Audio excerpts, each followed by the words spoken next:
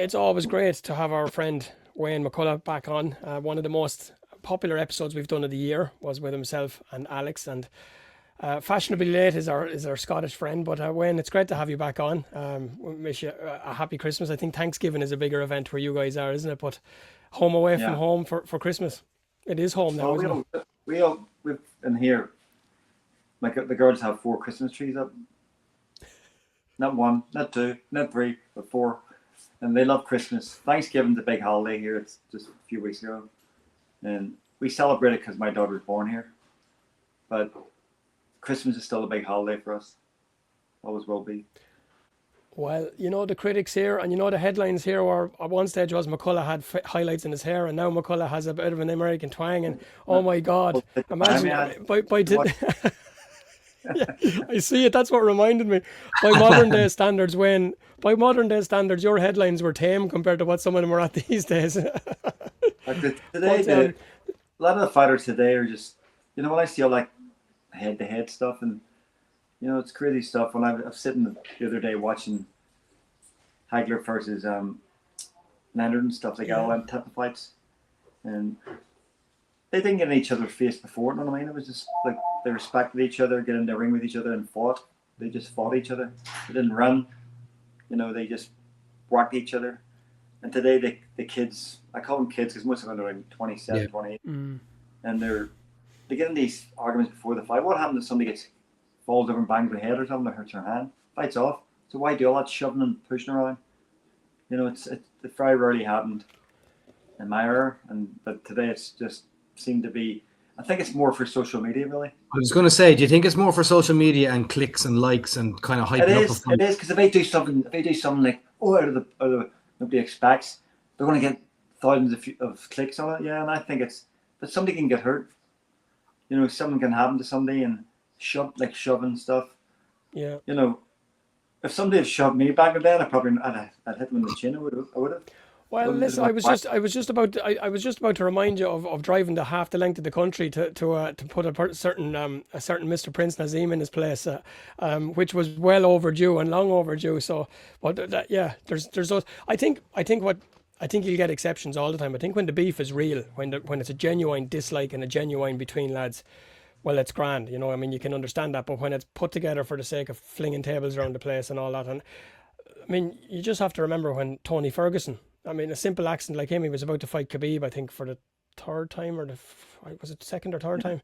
And he tripped, a simple thing like with no beef or no animosity, he tripped over a cable in the TV studio and he was out. I don't think he ever really got back to the level he was at. So, yeah, yeah. yeah, you're right. It's putting too much. And of course, when you guys don't fight, you don't get paid. And that's, Yeah. that's the key to the door, isn't it? But he's right. It's about clicks. It's all about the clicks. They want more clicks, more views on the stuff, and the fighter. Let's say the fighters at the top that they're paid a lot of money. And when I talked about Hagler, watched Hagler the other day, I said they were getting good money, but they weren't getting the same money equivalent today. Mm. Mm. That they're getting like buckets of money, millions of dollars thrown at them, and to me, they're not as good as fighters. Like even I was watching Roberto Duran as well the other day. It's just sensational. And it's at the point now where it's kind of gone beyond greed. I mean, okay, fighters deserve to get paid, and the top fighters deserve to get top dollar for the big fights. But it's kind of now in a holding pattern because you're not seeing much. I don't know Mm. about over there, but I think it's thriving over there again. And I think the impetus of Dana and Zuffa boxing in the new year is going to be. It's really going to be fascinating. Will it go the way of the PBC? I think when we look at what Dana has done, everything he's touched has turned to gold. Even that power slap. So you got to wonder how it's going to play out. But I think you'd have to be realistic. It's fair enough if you're Canelo or if you're Terence Crawford or if you're Yeah, Teofimo and these lads. Yeah, an You can established demand the star. big, Yeah. yeah, you can demand the big paydays and you can expect them because you're going to pay for them. I mean, you're going to earn it. But there's a trickle down effect, and some of the shows we've seen over this side for the last few months have been. I'm not talking about Ireland now, but in the UK and certainly, I mean, yeah, I don't want to be insulting or condescending, but it's poor, and I think a lot of it is inactivity. If they're not it is. fighting, It is. But you're right. The money is at the top levels. There's a lot of money for the chic guy coming on board, and Dana's getting involved too. So, but at the bottom level, there's nothing. It's a pay-as-you-go thing. Before we go too much further as well, I want to Pay-as-you-go. give. Before we go too much further, I want to give a shout out to my old pal Sean O'Hagan, Josh Warrington's coach and dad. He had a heart attack just before Maxie Hughes' fight in Dubai on Friday. They did a weigh-in, they did everything else, and Sean couldn't have picked a better time to have to have his heart attack, the showstopper as always. So thankfully he's had 4 stints put in his heart, would you believe, in Dubai. So he's on his way out, on his way back, and yeah, we just want to wish him the best of luck. He's from, I think he's from Nuts Corner, somewhere along that road, isn't he? He's That's not good, too far away from your home. So had Nuts Corner. many a great Corner conversation. What's that?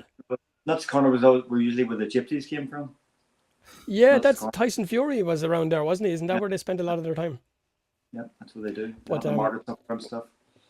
We had lots of good conversations with Sean during the lockdown, and he spent many a drunk evening in his camper van telling stories about catching rabbits and making rabbit stew in Belfast. So he's a great guy, and yeah, I want to wish him well. And it's hopefully it doesn't set Josh back too far either. But he's this big rematch coming with Lee Wood, so that's going to be an interesting one. There's a bit of fight left in both of those lads yet too. There is. It's probably a good fight at the right time. You know, it could be a barn burner fight, and maybe the winner fights Michael Cannon. I was just about to say, yeah, Yeah, Eddie, you can yeah. have that one, or Frankie can have that one. That's that. And since we talked last as well, of course, Ian has been to Rocket HQ. He's a fully Yeah, indoctrinated member of the. I was blessed with meeting Wayne, his beautiful wife and daughter, and yeah, I met the crew there in Pocket Rocket HQ, and I tell you, I was so impressed with the amount of memorabilia that you have there, Wayne, in terms of the glove, the signed gloves, the shorts. I like the way Ian said that. They're my beautiful wife and daughter and Wayne. Well, let's just fill this out a little bit as well for anyone that's not aware. Wayne has been a victim of some severe trolling on Instagram a few minutes ago, and if it was anybody else, they'd probably be in severe trouble. But it was none other than Mrs. Rocket herself, absolutely ruthless with her trolling, and I couldn't help but laugh. It was a cracker. It was a cracker. No, but yeah. it was good to have you here. It really was. Anytime. Oh, Yeah, thank you very much. That's only his fifth. That's I only his fourth. was doing my best not to be a fanboy and make a show of myself, but I have to say I was really, really impressed with the setup that you have there, and even the people that you have around you training. They're good skins. They're positive people, and you get to see a bit of Vegas people don't get to see the normal side of it. Yeah, people just neighborhoods, homes. Everybody thinks it's just the Las Vegas Strip. Know what I mean? Yeah. And they think, how can you live in Vegas beside the Strip? I'm like, there's a lot more to it than just that, and gambling and everything else. But yeah, a lot more. And you can still be up here away from the Strip, but if you want to go to the Strip, it's close. Yeah, you know, and even between yourself and the Strip, you have the UFC headquarters as well. Yeah, I saw that in the taxi on the way up to you as well. I was oh Jesus, that's where the toughen up. That's where it is, right? That's pretty close around, by 3 miles. Yeah, yeah. You know, it's only his fourth or fifth holiday this year away, and so he'll probably be back over to you before he's Easter anyways. He's another one pretty soon. Yeah, I should really turn the money into Botox and anything else. Yeah, I have to get a passport. I've somehow managed to do it. The passport's been sitting. Yeah, my passport's been sitting on the shelf for the last forever. I leave it in the one place. Now, have you? No, I have the form signed. When's the last time you used it? About 2 years ago, just after. Oh, it's more. 2 years ago, and I left it because my man brain has a habit. My man brain has a habit of losing stuff and doing these things. I blame my man brain anyway. In this case, Al, I think your wife has probably shredded it so she can get rid of you. Probably has. Yeah, I'm sure. Probably. I've got 3 passports. Not just, I've got 3. There you go, and I can't find the one that I have. But look, it's been on the same shelf for the last, and for the very purpose of not losing it. And then so when I was over with Wayne, I let him into a little secret in terms of next year is a big birthday for yourself, Al. You know. Oh, allegedly. Yeah. Allegedly. Vegas awaits you. Yeah. It'd be rude not to, wouldn't it? It would be rude not to. It'd be really great, rude. no, and that's definitely it's always been, and I think as well, when I suppose before, and there's a few bits we want to get into, but a few of you do. It's been a big part of this podcast journey and I suppose this year's been a big breakout year for us. We've had some incredible guests, we've had some incredible views and numbers and stuff like that, and it's always been a case of something that you told me from the beginning, something that Nicholas has told me, something that John Breen. I've always been very lucky from day one but I was always reminded that you're doing an apprenticeship, that there's no skipping stages, and whether it's in life, whether it's in podcasting, whether it's in boxing, whether it's in jobs, no matter else, there's stages and there's steps to everything, and you can. It's not hard to get giddy. It's not hard to get. Want more and all that, but it's always have to remind yourself where you came from. To start off in a garden shed, speaking to you guys, reminding you of the Olympic final. Didn't even remember my best pal was sitting behind me, but yeah, it's incredible. So to you, I can always say to you, thanks so much for not just for being on the episodes and stuff, but I suppose for the belief and the confidence and for the knowledge that you're able to give us, and then for the people that are able to listen and look and speak to you. It's a big part of it, because I suppose a modern day habit is as well as to forget. It's all about the next thing and the next thing and the next thing. And as I do always say, it's about people like you, Eamon Loughren, all those incredible people over the years, Steve Collins, I mean, Bernard Dunn, Carl Frampton himself, Andy Lee. There's too many I don't want to leave out anybody, because I'll probably get a thump the next time I meet them. But it's incredible, and it's important to remember, because you guys paved the way for what's coming now, and then oftentimes it's too easy to throw that away. So from our point of view, it's always great, and we really do appreciate it. Yeah, you're doing the right thing. You build the foundation, and you'll be around for a long time. Don't we? People who want to jump up here. One of the things that I had said to Al as well before I even went over to meet with yourself, Wayne, was that I'm a massive fan of the little 30-second snippets that you do on Instagram in relation to how you break down the most recent boxing fight. I think it's extremely insightful. How would I say it grasps the small, tiny mind of people in social media in relation to it. It has to be quick too, because it has to be short, concise, and interesting. And you have it on the ball. And I would certainly recommend anyone who has any interest in terms of learning the knowledge of people have in relation to looking and viewing an actual fight to get on your Instagram at Wayne McCullough and have a look at it. As I said, it's perfectly timed in relation to 30 seconds, but you cram it full of information, and I'm big fan, I have to say. No, how many times, Wayne? How many times do we say the same thing? And I back what Ian is saying there. But how many times have you repeated yourself in this year alone, or in the last couple of months alone? No defense, no defense, no defense. It sounds like in every video I probably use it. I would say the guy has good, like, decent defense.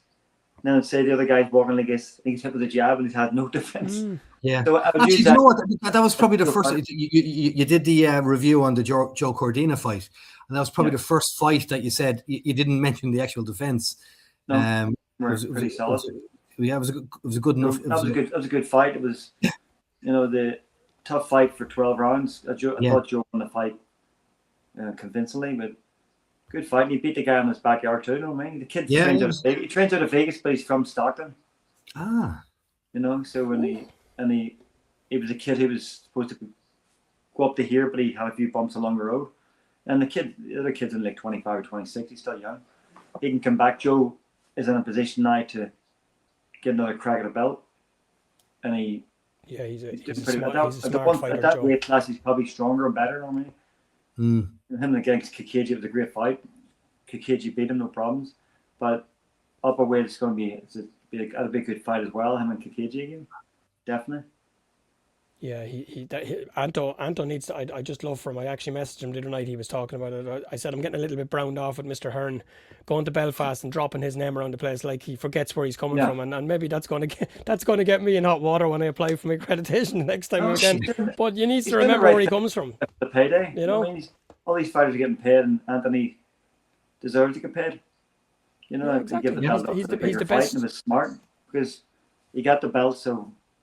He earned it, and he's earning his payday anyway. So that's what I mean. If he said, you can defend your belt for 100 grand, or fight this. Here's another fight with no belt for half a million. What are you going to do?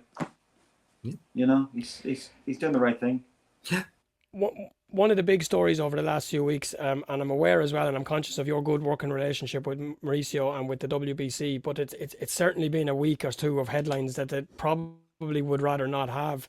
It's been a funny period of time for them, hasn't it? It's been it's one of those you can kind of see some grey areas in one of them, and in other areas, but it's is that just sum up boxing at the moment, Wayne? Do you think the way it is, and like when you're looking at, I mean, to me as an outsider looking in, I would say there's no grey areas when it comes to testing, and when there's, I mean, if you're Matisse and the horrific background and everything that he's had, I mean, the B samples come back positive now as well, and I think this is the second time I think it's You happened. feel the first sample, then they do the B sample. I don't understand why they do two anyway. If you have one It's the sample same sample. and you're positive, what Yeah. difference is it? You know, you test somebody once. You know, if the police stopped you in the car and did a drunk driving test, they're going to say, "We'll do the second sample." You know, come on, you're drunk. So I don't get it, and there should be bigger consequences for people who took steroids. People, as I've said before, there's people who took steroids who are in the Hall of Fame, and there's basketball players and baseball players can't get in because they took steroids, and they never can get in. They're banned for life. But boxing, the one we hit each other, they could just walk in. Yeah. And I think the consequences, the first time you get caught, maybe give a 2-year suspension. They'll start to think about the money you're losing. Take half their purse. Then the second time you're caught, banned for life. Other sports ban people. Right. I always go back to Lance Armstrong. He never got caught, but all the paperwork showed what he did. They stripped him of his Olympic bronze medal, for goodness sake. Mm-hmm. And then the 7 Tour de France wins, they take them away from him. Well, boxing, they go, "Oh, you're okay, a little slap on the wrist. Oh, you can keep all your belts, you can keep all your money, you're good. $5,000 fine. And 3 months suspension or 6 months." We're hitting people. We can kill people. Just without steroids, we can kill somebody. With steroids in our system, you know, that's deadly. And people do it, and tragically, for financial gain. You know what I mean? For financial gain, they make more money by knocking people out or something. But and tragically, one of his previous opponents did die. I think it was during lockdown. It was a horrific scenes after that fight, and you can't help but wonder and think, listen, these guys don't just do it once and get away with it. I'm a firm believer. You're not just going to be that unlucky to get caught once. You know, and that's just been real. You know, it's like, but, and I was going to put me. The Hall of Fame. If you cheat, get caught cheating, how do you know they cheated for that fight and didn't cheat for them all? Yeah, exactly. You know exactly. That's you could have cheated for all them, become world champion. Whereas a young kid who's been working hard, who gets to that level, just can't get the belt, he's not going to the Hall of Fame. No, he didn't cheat. He gets one shot at it. So and, I don't get that, and the consequences. I don't get that. It's been funny for boxing where, oh yeah, we'll do another test. One test should be enough. The B sample, I don't understand that. I really don't. You know, and I think the Crawford thing, you can see some grey area in it, because I mean, he was willing to pay the sanction fees. He was willing to negotiate and agree the fee before the fight. I can understand there being an argument over that one, because you make the agreement before the fight. Dropped it to 1 point or 1.5% or something. Yeah. You know, which is still a lot of money for them, but they're being generous by doing that. That's what I think. You know, getting into that fight, what they're going to charge you. You know, that you'll have that belt wrapped around your waist afterwards. Well, don't put it on. And it's 3%. It's not that much. And it's a big tax relief too. Yeah, because the Sheik guy and the NF get involved. Oh, you don't have to pay on the ring. You never had to pay any money for the Ring magazine belt. It was like a prize you got when you were number one in the Ring magazine. So that's always been here. You know, so why all of a sudden, because you don't pay sanction fees for that you drop a WBC, drop a WBA, IBF, WBO. The 4 major belts have been around for a while, and what, you know, kids want them belts. Ali had that belt, WBC, Mayweather modern day, so kids can look up to that and say, I want that. But now that the Crawford don't want to pay the fees and stuff, I don't get that. I really don't, because he's making multi-millions, and it's a big tax relief for him. And you know, get into the fight, you're fighting for the WBC belt, so pay the fees. I can't help wonder, is it a power move on behalf of what's coming down the line, that the Ring magazine belt is going to become probably the prize trophy for Zuffa boxing stuff? So is there a behind the scenes move going on? Who knows? But there is definitely an argument to be. It is in a way, but you know, I know Dana really well, but why do you want to take a Muhammad Ali act away? Well, why would you want to take that away? 2000 that came in. Before that, I told you my manager screwed me out of about $1 million. Because I was going to Ireland and filling the arenas up before I got there. And then I was getting cut before I went from my hotel room to the arena of like 80 grand, 100 grand getting cut. Because he said to me, do you still want to fight? I'm like, yes. Or I didn't see what was coming in. Didn't see the ticket sales. Didn't see the sponsorships, nothing. Because you had no right to do that. Now Ali Act came in, then fighters have a right to see what's coming in.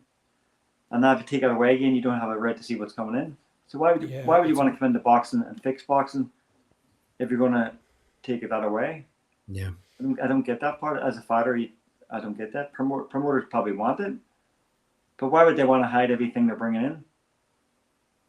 I don't get that. Yeah, Like the fighter doesn't see anything. It's a peculiar. That's definitely a peculiar one. And again, we kind of go on to try and see somewhere in the middle from before it starts. It's hard to know how it's going to go. But when you're looking at how Dana has operated, I think the UFC was literally a blank canvas when he started. MMA was a blank canvas. It was literally, as he says himself, he had a wooden octagon and about 10 fighters, and that was it. So they were literally and the name, and that was it. Yeah. Yeah, and listen, I'd do anything for Dana. I told you before, I'd do anything for him. I really would. But boxing, you have to protect the fighters from the money coming in. I mean, they have to be part of that. Because I say, if I went to Ireland in my first year, I fought in Belfast and fought in Dublin, and I was getting minimum purses in, 5 grand or something, 10 grand. But the arena was making a fortune. And I was selling it out because even before I left here. And then the year 94, I went to the old O2, and I sold it out. And I was getting 100 grand that night against Fabrice Beneshu, former champion. That was good money back then. And I was before I left the hotel room, I was Matt Tinley and Brian Peters. They were the promoters at the time. I've got the poster actually over here. And I was cut to 20 grand. I was told, what do you want to do? I still want to fight because I knew I want to fight. But the fight's already started about 3 hours before I even got there because I wasn't fighting until like 11 o'clock at night. And then they're going to cut me. What about the people in the arena? I would say today, I wasn't stupid. I was young. And I would have said, okay, why don't you go to the arena, Matt, and tell the people why I'm not coming tonight? The money would have turned up then, you know what I mean? Because even back then, the arena was going to be about 2 million, 3 million. And I think as well, and there was somebody else I was speaking to recently, he's a young fighter turning pro, and this is what I did try and say to them. And I'm always conscious and cautious of who I can't be sending everybody to speak to you because you just can't do that.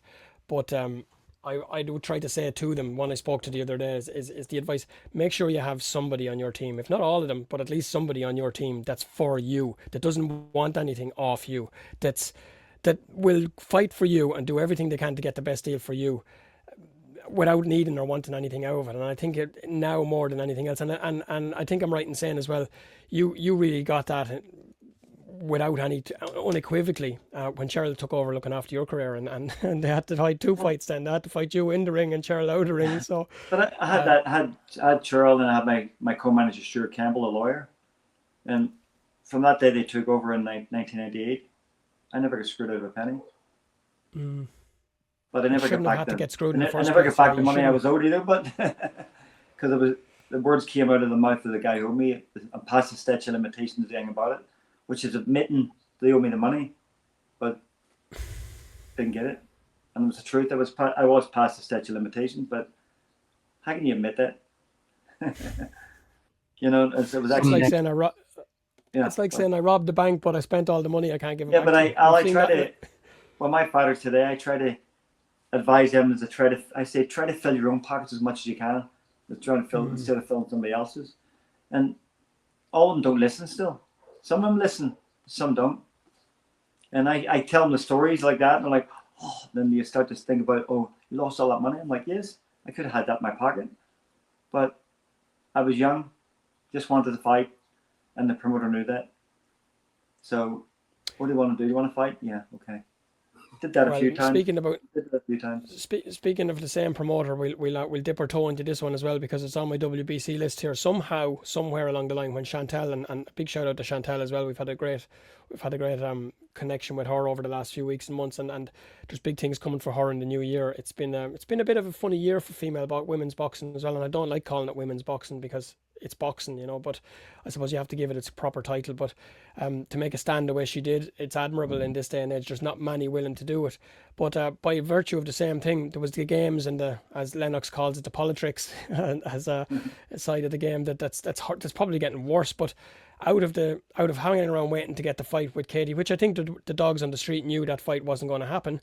The fight then, Sandy Ryan gets jettisoned she wasn't in the top 10 rankings in the WBC, and then gets jettisoned in as number one mandatory title contender for Chantal's title, and it's like, how does this happen? And we've similarly as well, we see the exact same thing with Conor Benn. Now listen, I'm not even going to start on Conor Benn because, oh my God, he just gives me a headache thinking and talking about it. Massive respect for their dads and how they've done it and what they've done, but to put him in as a mandatory challenger for 147 and to hear him speak of Lewis Crocker or Rolly Romero or any of these top level fighters who have earned the right to be whatever they are, it rots me. But talk to us a little. What would you think of this, the ranking thing? How does these things happen? Is it a case of who you know and not what you know?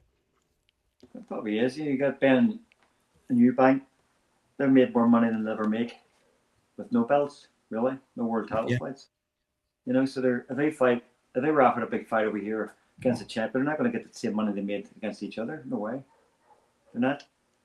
But Eubank and Ben, they're more or less weight classes apart, really. And Ben has an opportunity to fight for the belt, and I really think he can win a belt, but it's going to be tough for him. Rolly and Crocker, that's a fight he should look at. Yeah, that has a better chance of winning, but they still can beat him. Ben can fight, but he lacks defense. But he moves it. I said in one of the videos, he said that he gets away because he moves his head. Yeah, he doesn't do the catching like that and blocking, but he moves his head a lot, moving in like that, moving in. So that's good defense for the slips and rolls. He does that really good. When it comes to straight down the middle, he doesn't know how to catch. And that's gonna be the hard thing when he steps up, that if he gets a crack at one of the belts. But as you said, they've made more money in two fights than they will for probably the rest of their career, having two big massive scraps in Spurs Stadium. But I suppose that kind of shows you that in the last 10 years or so that there is massive money fights within England. That is, it's possible to put on to create a buzz and to make money for, I suppose, all involved, really, Yeah, it's two. They call it Nepo babies. They can fight. Are they as good as their dads? We don't know. But they can, they're bringing that attention of 20 years ago, 30 years ago. And the two sons of the legends are fighting each other. And I think it all started off when Nigel and Chris Senior were kind of saying, "Oh, we'll have a rematch." Just not quite tongue in cheek. This probably would have been 6-7 years ago, and they both went into training, and then something happened, and it never happened. And then all of a sudden, sure, we'll get our, as you said, Nepo babies' sons involved in it, and they can make hay with the It's hard. It's hard for the sons because the dads won belts. You know what I mean? They were legit world champions, so it's hard for the sons to live up to that standard. But both of them could do it. Yeah. But if it's about money, which it might be now, because they're not making one, they're not making two, they're not making 3, 4, 5 million. They're making a lot of millions. Yeah. If somebody says you're going to get after to fight Rolly for $1 million, they're going to be like, no. Why bother? Yeah. Why bother? So they might ride into sunset now with the money and what, IBO belt or something like that, some minor. But and they're sitting at one. If we're getting that type of money, can't blame they're them. sitting at one apiece as well. You might stranger things have happened. To look at a rubber match somewhere along the line as well. You just don't know. Are we heading down the road? The third fight should happen. It will happen. It's going to happen. No matter what's going to happen. There's too much money involved. They sold out the arenas twice. It'll happen. And like say, Ben was talking about he's going to get a welterweight championship fight, but this fight's too big, and both guys are going to make a fortune. Eddie Hearn's going to make a fortune. It's just it's a no-brainer. It should happen. You know, the guy he's sitting up after this fight to retire. Both retire. He's been fighting at 154. He's not going to 154 with Virgil Ortiz and the lads that are in there. There's not forget a chance about them. No, come on. Forget about that. They're going to take him apart. He's been at 160 for the last 2 years. He's going to go to 147. Does make fights like last night? They had the guy Pacheca. He fought the guy from France. What's the guy's name? But this little strong bulldog guy. Yeah. Great fight for 12 rounds. He just bulldozed Pacheca, and it was close enough fight in the end. Pacheca won, but the guy was just non-stop, undefeated. Just can't forget the guy's name, but he just come marching in. Probably smaller than me, but built like a brick wall. And he dropped Pacheco with a left hook and like an 8th round or something. So it was a good fight. Close fight. Yeah. Guys like that. Are we getting to the stage now where the belts are being, for certain fighters, when they reach a certain level, like if you're an Usyk, if you're a Fury, I mean, really at this stage, the Joshua Fury thing just needs to happen and let them move on and let clear the way then for the next, because I don't think it's the way it's going at this stage. I think the world and its mother knows that these two are going to fight, and I personally believe they're going to fight twice because Eddie Hearn loves a rematch. So I'd say you're going to see 2 fights maybe. Well, if it makes money, it makes sense. Isn't that the old adage? You know? You're right, Ian. It's like you and Ben. It's the one. They fight each other, make more money than fighting somebody else. Why not fight each other and right into the sunset? You can do that. And the belts when you're at that level. Is it fair? Is it fair to say when you reach that level, the belt is? We're coming to Joshua now in a minute, and Ian's favorite fighter. Well, one of them, apart from Big Baby Miller, he loves Jake Paul as well. So see, every time I mention Big Baby Miller, Ian's favorite. Ian, I thought Ian told me he was over here. He's walking Jake Paul to the ring next week, I think. He got offered. He was sliding into his DMs all week. Oh yeah. Yeah. Oh my God. I was kind of unlucky / lucky to see Big Baby Miller on the same card in Brooklyn there in 2018 as Katie Taylor and Bustos. Right, actually, yeah. And Miller was only a young fella at the time. Well, he still is, but he looked like an absolute animal, and I was so big on him after his demolition, and then only a year or two later on he fails, and then he's away, and then all of a sudden he's back. Fail. He blew up. How many times did he fail? Minimum twice. I think the laboratory melted down. I think it was. All I know is I think when they went to inject him again, nothing went in because he was fucking full. It was. Oh my days! I thought I was watching something that was here's a new big star. Yeah. Here we go. No. Someone I can keep my eye on. And I was just so disillusioned afterwards. That it just no. And as you said before, Wayne, it's not just once. It's multiple occasions. And then to see him on the fucking Saudi cards, pardon my French, making money off his name. Oh my God! But then I think he's fighting Andy Ruiz shortly as well. I think that's terrible. And you say you think it called once, twice, 3 times, whatever. But how many more chances are you going to give that chap? A lot of these guys who take the steroids, when they go off the steroids, they realize they need them, so they go back on them again. They need them, and they can't fight without them. And say how many the chances. I keep saying over and over. Lance Armstrong never got caught. The paperwork surely did it. And what's he going to do? He's going to go, bye, cycling faster. Then what the hell is he going to do? He's not going to hurt you. You know what I mean? We're Baby Miller. As you said earlier on, Wayne, there's a big difference between baseball and cycling because you're not actually going out to physically hurt someone, whereas boxing or MMA or anything like that, it's how you win. It's how you it's how you make your money. You know, it's just boxing just will let them away with it. Yeah. And you go back to that whole, when you say baseball there, you go back to the whole, I mean, there was a federal case too. I think there was RICO cases against Victor Conte and Bralco and all that back in the Yeah, 90s. that was producing from these. Mark McGuire Yeah. Barry Bonds back in the and the gas thing is, and I spoke to obviously a good few Americans when I was over there who love baseball. They refer to that as the golden age, purely because of the fact that it was year after year there was a home race run between McGuire and Bonds, but little did people know at the time that it was it was built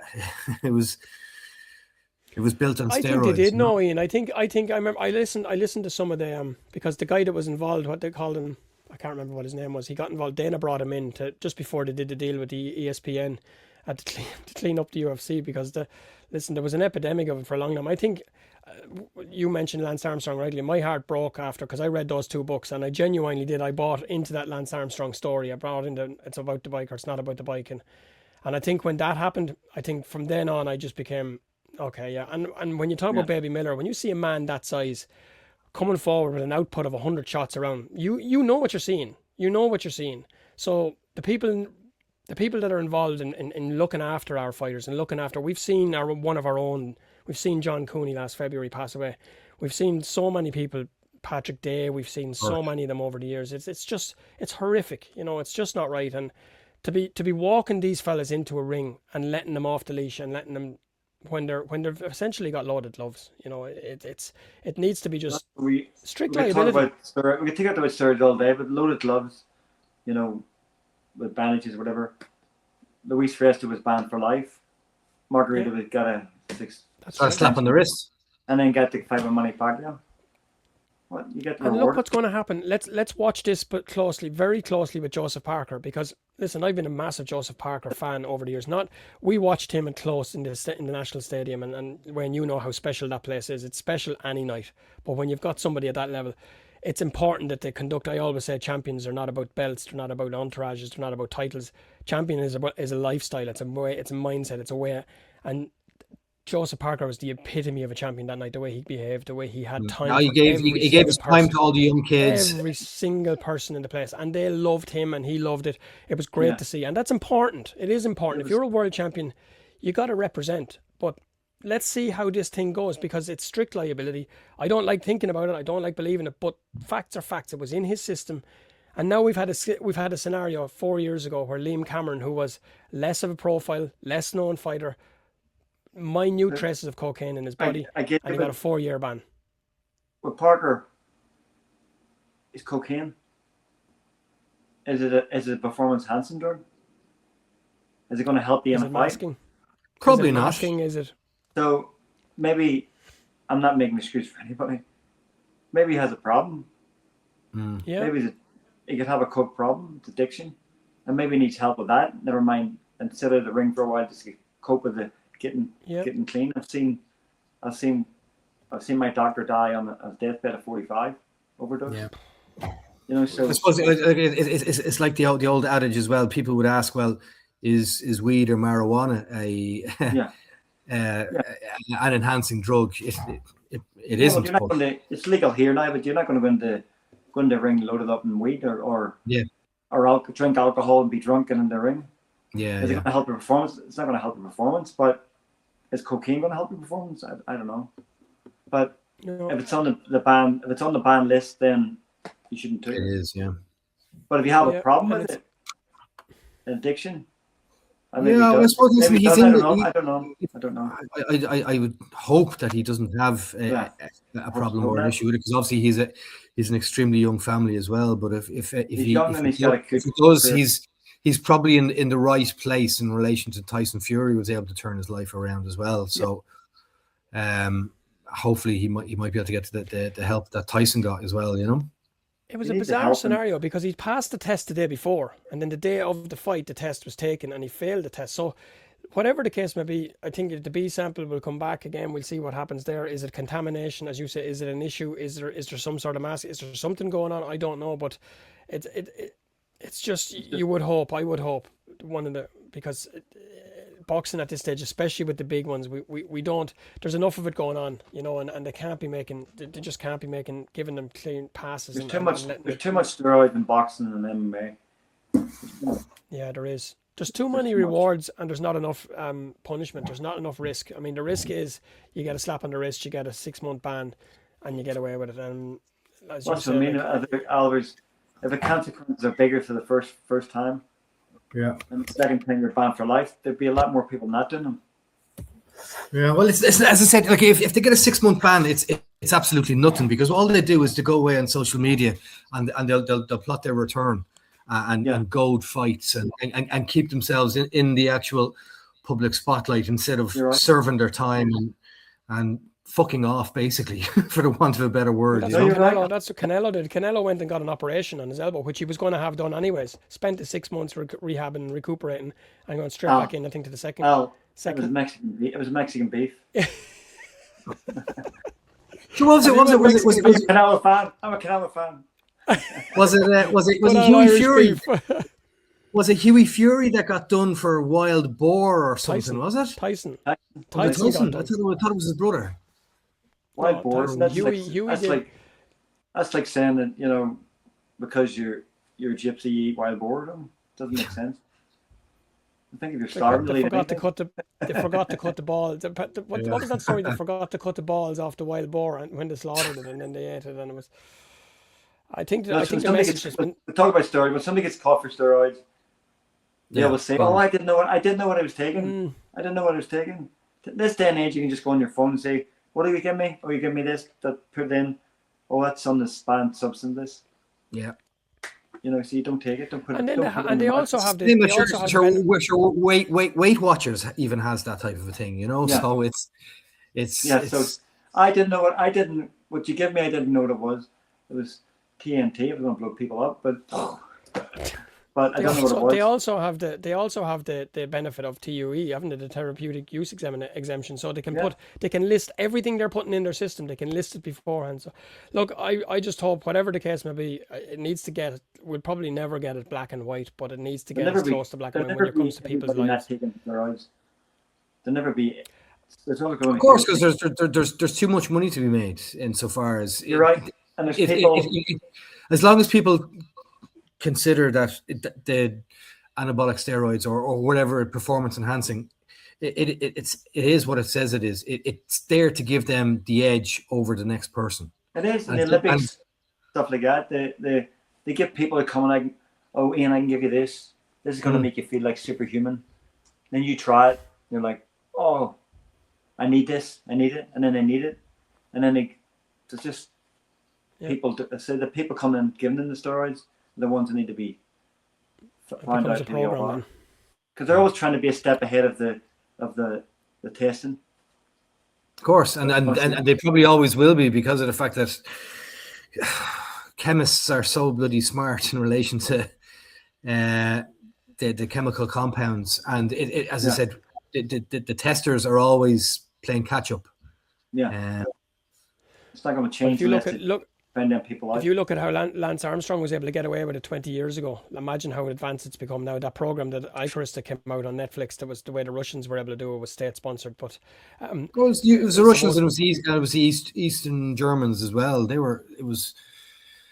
was rampant back in the 70s and 80s, you know. But Wayne and Paul Buttimer have some great stories about spending time in East Germany in the old military bases. You've missed his reaction there.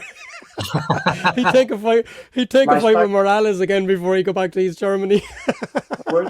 Flashbacks, my goodness. Sure, stop. Before we wrap, I suppose what I wanted to do as well, Wayne, one of the episodes you did with recently it was very moving as well, and it's something that this time of the year it's prevalent every time of the year, and I think this time of the year pressure comes on people as well. There's an awful lot going on in the world. There's an awful lot going on for people, and I think I did an episode a while ago, I think was that this too shall pass, where we're saying that, look, no matter what spot you're in, no matter where you're at, it will eventually get better. You know, it's going to clear. It's not going to. Since we spoke last, the great Ricky Hatton, and I know he was a good pal of yours as well and spent time with you. The mental health issue is it's almost coming in waves. It goes for a while, and I don't know, does it go away, or do it ease off for a little while? But you can almost predict what's coming, and between violence and this morning waking up to the news of what, and our hearts go out to. I spent Christmas Day on Bondi Beach.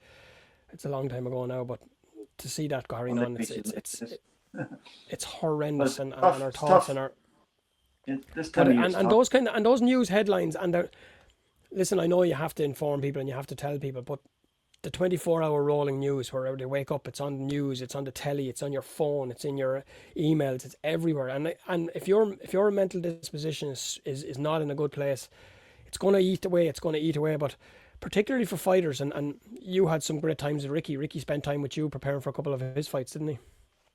Yeah, Ricky, I say, I wasn't, at the time of his death, I wasn't the closest to him. I mean, we hadn't talked for a while, but he trained here in 2006 with his brother Matthew. We trained here for 2 weeks, got nice pictures on the wall, signed pictures and posters and stuff. And then we did Superstars together in 2002, I think it was, 2000. After I fought Harrison, 2003 actually, just after that. And we shared the apartment. He was in one bedroom the other side, and I was in the bedroom the other side with my wife, and he was with his girlfriend.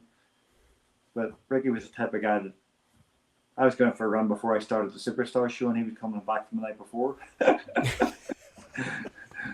was Ricky. That's just the way he was. But he was always nice to me, and I say he trained in my gym, and he said, "Much do I owe you for the gym?" I said, "No, we're all good. No, give me. I want to give you some." I said, "No. You're my friend. You're training here." And he next day come up with a bunch of flowers and give them to my wife. He had that type of heart, you know what I mean? And I really wish he would have reached out to me, because if he'd have read my book and stuff, he would have seen that he's not the only one going through it. And he's been through it before, but it looked like he was on his own in the home and lonely place, and that's not a good thing. No. You know, you've gotta speak. If you don't speak, you're going to do it, because it's not a cure. People, oh, you're cured. He's good. It's not. You can slip back into it again. It comes in waves depending on what's happening in your life. It comes in waves, Ian. You're right. It comes in waves, and then it can come back stronger. Especially around this time of year when some people could be sitting at home and it's dark, cold days and don't have anybody. Don't be visiting them or something. You know what I mean? It's tough, and you have to talk. And I say I've got a guy from Belfast. He actually said yesterday he sent me a gift of it. I don't know why. I've talked to him for a couple of years, every couple of months, to make sure he's okay. I've got a guy in California. I send him a message maybe once a month to say, "How you doing?" And he'd probably say, "I'm doing good," or "I'm not doing the goodest," and not the greatest. So I said, "Well, just talk to me." And that was the old find that out through my book, like 20 years ago. So I'm not trying to promote my book here or anything, but if I can put that in the book and people see it, and help, sure. Fantastic, because it helps me too. Because if I talk to them, I can see what I was going through as well. When I'm talking to them and thinking, I went through this, but I'm trying to get somebody to be away from it. Yeah. So it's tough. Ricky, what amazing. Ricky will be missed in the boxing world.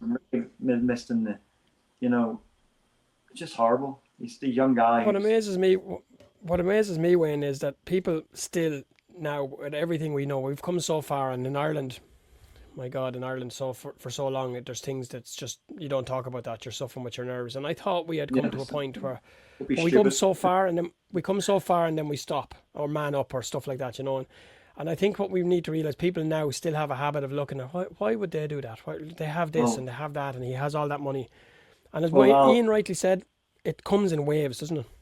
Yeah, well, when it happened to me, I was 1996 and I was champion of the world. It doesn't matter what you have. You don't think about what you have. You don't think about like hurting people that you love.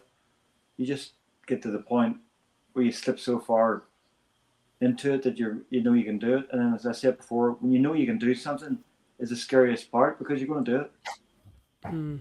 It's not like, I wake up today, I'm going to kill myself tomorrow.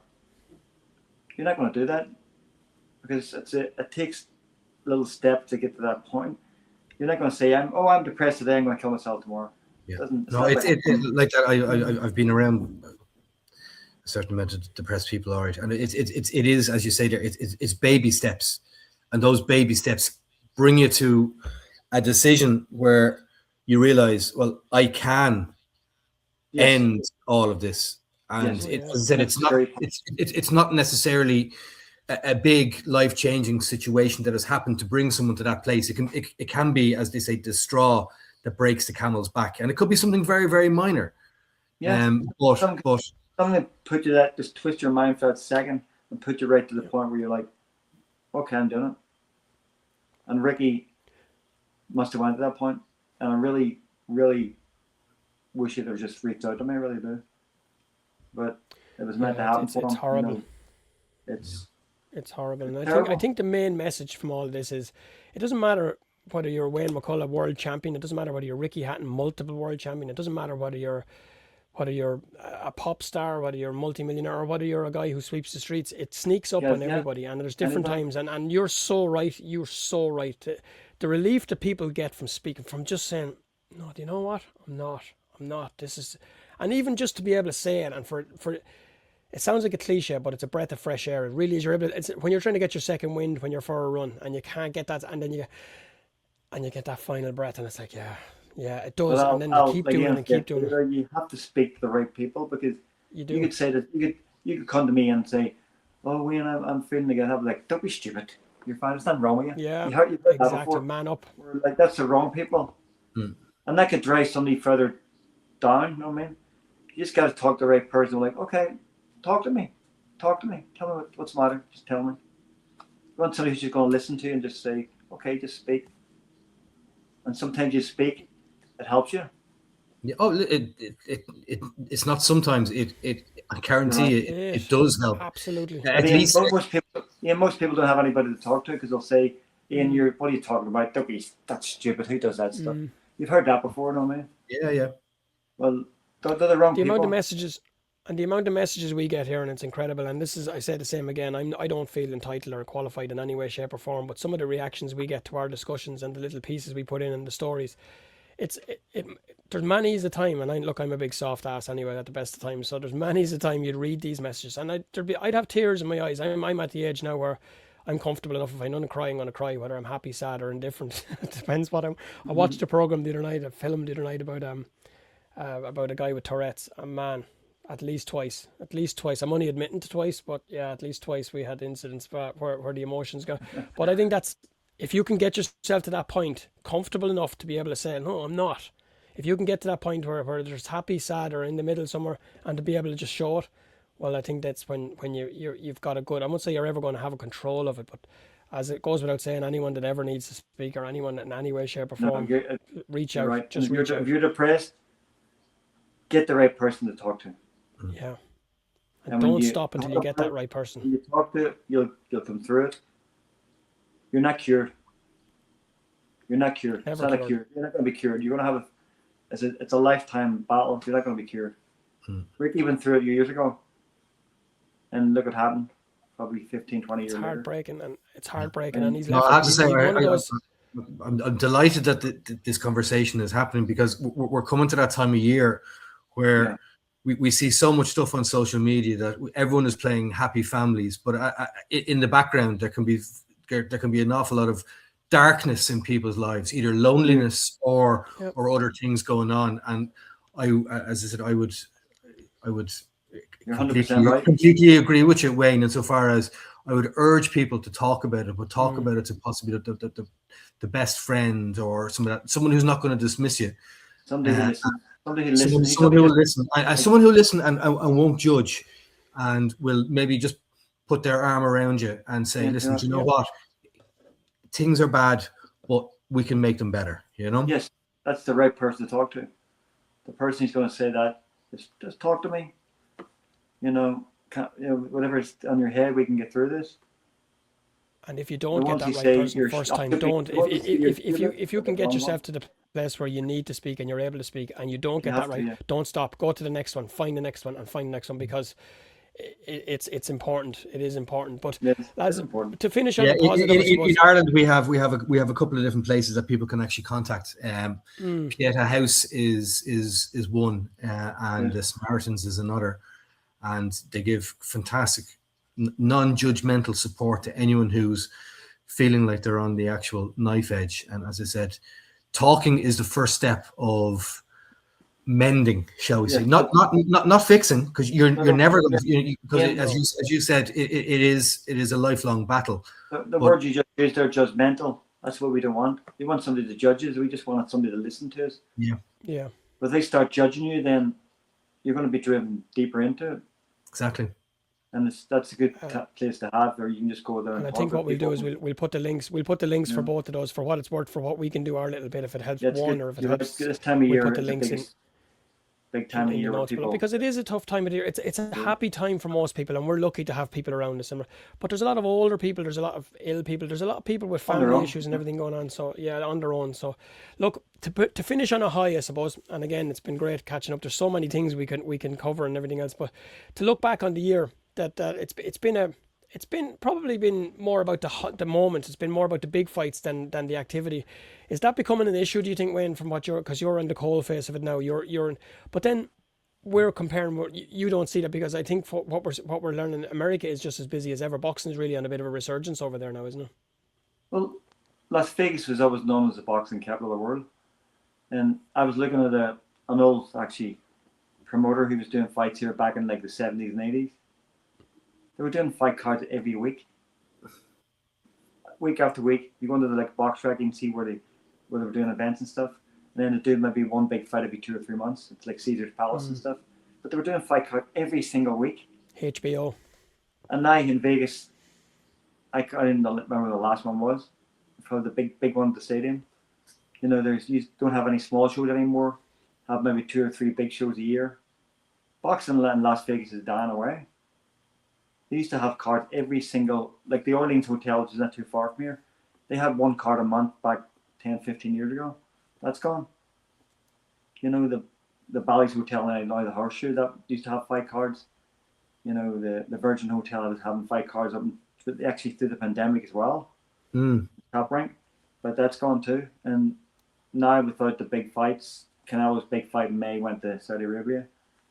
You know, so the big fights are not even happening here either. Do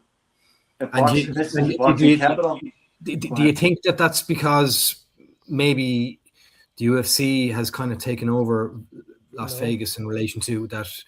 The UFC is kind of, or Las Vegas is now the UFC capital of the world. It probably has, and they have the Apex Arena right beside their headquarters. They could put fights on there during the pandemic, but I don't know if you noticed when you were here, when you drove past their building right beside it. Yeah. I guarantee you that's going to be a boxing facility where Dana can do small boxing shows there too, without getting a casino. So like you did with the UFC fights, you can put small fights on there and then do the big fights at the big arenas and stuff. That's going to happen. I guarantee that's a boxing arena, and that'll be good for boxing, because then I think the UFC, I think 2 or 3 times a month. Small. I think we're seeing in the UFC. The UFC are struggling at the moment as well for stars. They don't have, and this is akin, for many years you hear it's almost like they're competing against each other. They're not competing against each other. They're 2 total different sports, entirely different sports with different sets of fans. It's not something I'm not. I love watching the stand-up against Ronda Rousey.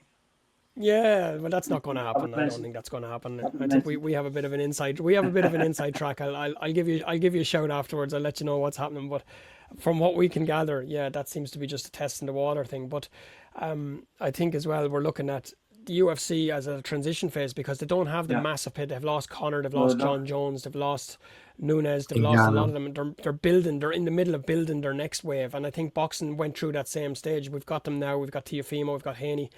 Are we looking forward to 2026 when anticipating? I mean, the trickle-down effect of Floyd's nights, and everybody. Yeah. Floyd was Marmite. He was love-hate. And I speak to John Iceman Scully. A big shout-out to John as well. And he reckons he's going to get home to Ireland this year. So we'll be giving him a tour guide around the country if he wants to see the best parts. But he often spoke about Johnny Cottrell's gym, wasn't it? In Johnny, what was it? Johnny, that's the solicitor. Johnny Cottrell. I watched the Diddy documentary earlier on. That's where I got that from. Johnny Tacos. But that they were the hive, the heart and soul of Vegas, weren't they? And then you had the Floyd night, so he'd fight 2 or 3 times a year. And there's a trickle down because everybody gets paid. The money's coming in. There's fights everywhere. Now all of a sudden it's dried up and it's not. Yeah, it was spread through the top guys to the small guys.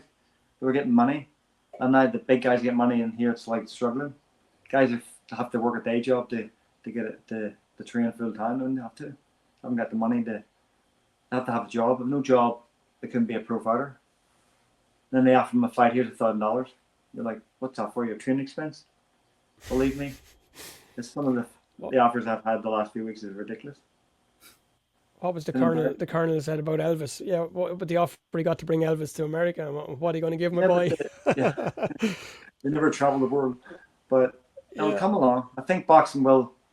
If Dana does the right thing in boxing, I think he can rebuild boxing. I really do. But It's going to take time. let's hope, It's definitely let's going to hope take him time. and the Sheik guy do the right thing and not the wrong thing. And we'll find out this year. Before we finish, I don't really want to do this, but I suppose we're going to have to. We're going to have to here we talk to go. Jake Paul. Jake Paul. No, there's no rant coming. I'm mellow here. Well, today. it is a So real Jake fight. Paul and Joshua. It's Eight 3-minute rounds, 10-ounce gloves. If it's 8 3-minute I rounds and love 10-ounce it. gloves, it's It's officially not going a to work. real fight. 3-minute rounds, 10-ounce gloves. But the truth is, Joshua doesn't need the money, so he doesn't need to say, "Well, we'll pay you an extra 20 million." So it's going to be very, very interesting. He's still fighting. Does he want to be embarrassed, or does he want to go out there and knock him cold? Yeah, well, I think everyone is along the lines of well, he did it to Ngannou, and Ngannou would have been a lot more professional, I suppose, than Jake Paul in relation to. You're right. He did the right thing against Ngannou that Fury couldn't do. Yeah. Mm. And he walks out and blasts him out of there to round him. So that's what he So should He has to do do. the same, doesn't he? He has to do the same for any credibility. I think what we're seeing as well is, and I think I've said this a few times, and it's only my thoughts, is I think with Fury and Joshua is inevitable. It's going to happen. But I think the two of them are at the point of their career where they're delicate and they're I wouldn't say they're liability, but to put them in with a live opponent for 8 rounds, we saw how Fury in those tick over fights in between the Wilder fights, he got busted open. Anyone else would have been stopped. So I won't say they're a liability, but there's a real jeopardy with them. And if they lose again, then those big fights are gone. So I'm going to have to give Jake Paul a little bit. I'm going to give him his props and give him his credit here because he's shown fighters how they could and should be able to manage themselves, isn't he? I mean, they're able to promote themselves, they're able to manage themselves. They're not paying, seeing all that money I going out understand the what you're door. saying, but he's helping boxing.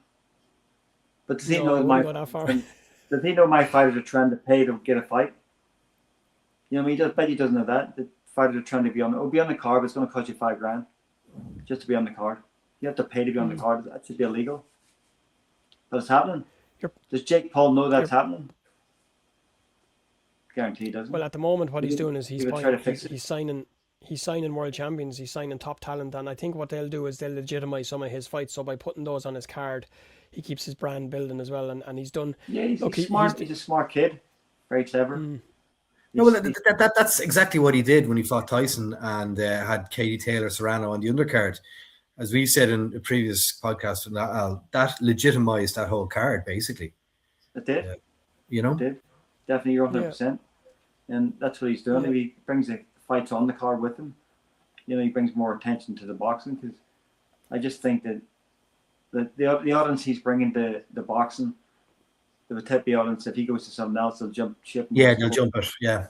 It's not sustainable. It's bringing eyes, but only for what he's doing rather than for the actual love of the sport itself. You hope they will stay.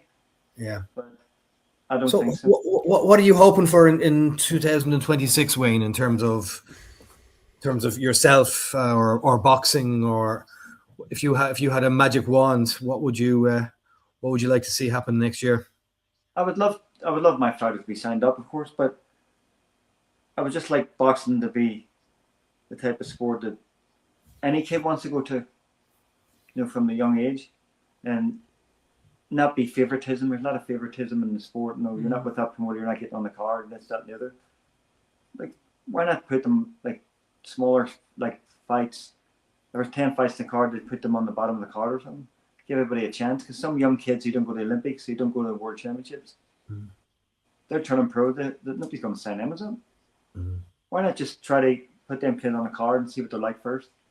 You know, put 8 of your fighters on the card and then 2 other fights that are not your fighters, and give them a chance, have a look at them instead of saying, "We'll go to Tijuana and get 10 wins." You know, pay your wins down in Tijuana. Even Devin Haney went to Tijuana for 5 fights or something. Yeah. You know, so why not do that instead of making the fighters go to Mexico or go to somewhere to pay for? Give them a little small purse, put them on the card, pay their expenses. Is it hard to do? You're a promoter, and if boxing did that and the fighters didn't have to pay for the win to go somewhere, it'll help boxing in the long run.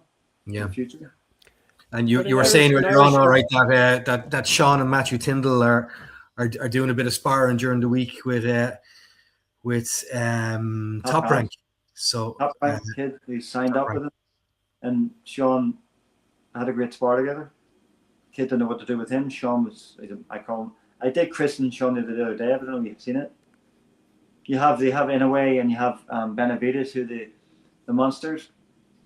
Yeah. And I christened in my gym. I officially said it. Oh yes. It's called Sean, the Irish Monster Tyndale. He's been christened the Irish Monster, not the Monster, the Irish Monster. That's his nickname. Tell me this. I had a great conversation with a phenomenal prospect, phenomenal Irish talent. For once, we've got a heavyweight coming through the ranks that's just frighteningly talented, and look, hopefully that pays. And well, the offer's there. He'll be in touch with you in the new year, I think so. But we spoke about in jest about, well, it was in jest for a while, but it wasn't anymore. They're not allowed spar anymore. Him and his brother Josh is a middleweight, and Josh is the older brother, and Adam is the younger brother. They're not allowed spar anymore. Are Matthew and Sean allowed spar, or are they kept apart? Oh, they sparred. No, geez, they sparred. They sparred that day I was there, and really? All you could hear, Wayne, is easy. At least they got them and say easy, and then fast and light.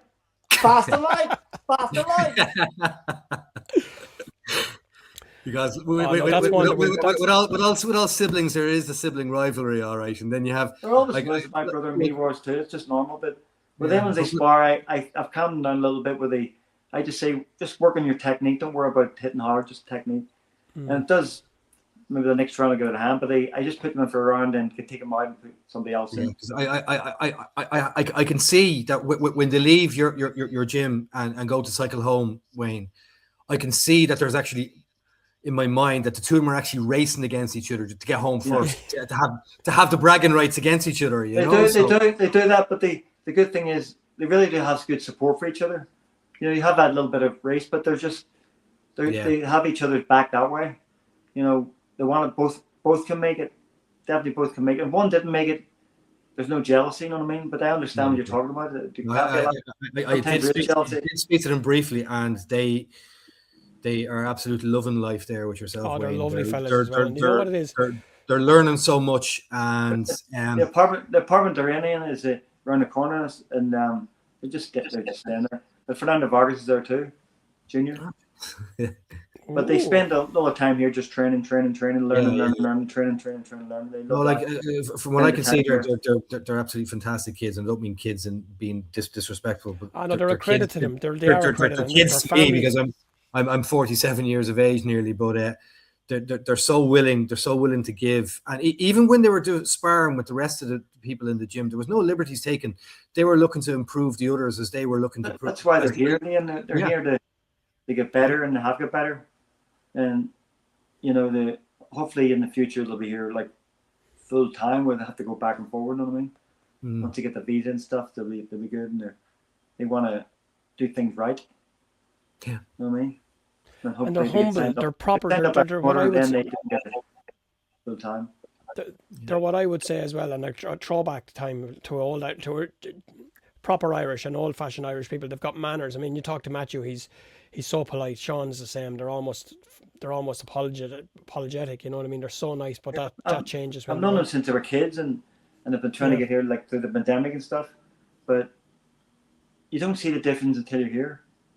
When I came here, I thinking, you know, I'm Olympian. You know, you sort of think you know everything until the first day you step into the gym and Eddie standing in front of you, and Eddie says, "Okay, let's start doing this." You're like, "What?"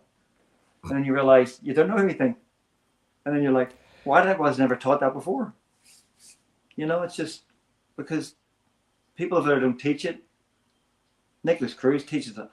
He's close to it, but he's not being used. And if people learn how to do the catching and blocking and stuff like that, it's fine. People can slip and roll, but they can't catch and block. You can slip, roll, It's a catch, and lifestyle. block. There's 4 different things. Yeah. But they're only doing Gives slips. you, gives you so many other tools. Yeah. Not the catch, and block. You know what I mean? But it's simple to teach, but when you don't know how to, you don't know about it. It's not easy. You know what I mean? And people don't teach it, so you'll never know it. And until you come here, you know it. If I trained the Irish team for the Olympics, I could teach them as a too. Think about Well, that. get that CV in, because Yeah, whatever yeah. is going to happen over the next There's few room weeks there and now, months, isn't there? Get your it's CV interesting. in. It's it's interesting. I think You always know I'm that's going to be. available. I could have my stable of amateurs and pros over there and teach the coaches too. You know what I mean? The coaches need to be taught. I'm not saying everything, but the coaches need to be taught as well. Eddie's words. We'll have Matthew has a great opinion on that. Matthew never minces his words when we talk about that. But we'll finish on a high. It's been for Irish boxing on the domestic scene. It's been incredible. We've had more shows here than we've had before, and a big shout out goes to Jay Byrne for his domestic scenes. Jason Quigley's doing a little bit now. We'll have McElhenney's back in the mix next year. Sheer Sports are involved. You're probably going to see Eddie dipping his toe. Frank is back over.